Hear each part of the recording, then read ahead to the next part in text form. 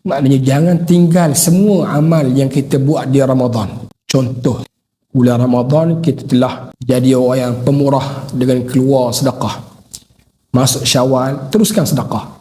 Walaupun tak besar tapi ada. Teruskan sampailah kita dihubungkan oleh Allah Ta'ala dengan Ramadan berikutnya. Quran. Kita baca Quran pada bulan Ramadan satu hari katalah 2 juzuk. Makna satu Ramadan kita khatam 2 kali khatam Quran. Jangan tinggal semua, kita bawa Quran kita tu. Walaupun tak 2 juzuk sehari, kita bacalah 1 page satu hari. Sampai ke Ramadan nanti kita dah habis paruh Quran lah.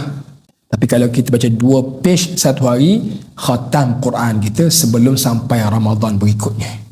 Maknanya jangan tinggal semua amal yang kita buat di Ramadan. Sepatutnya kita lanjutkan semua amal kita, tadarusnya, zikirnya, sedekahnya, puasanya, tapi tak semua orang mampu untuk buat tu. Kalau kita tak mampu ke semuanya, jangan tinggal semuanya. Paling tidak, bawalah satu amal yang kita dah terbiasa buat Ramadan, walaupun dengan bilangan, dengan kadar yang kecil, tapi terus istiqamah.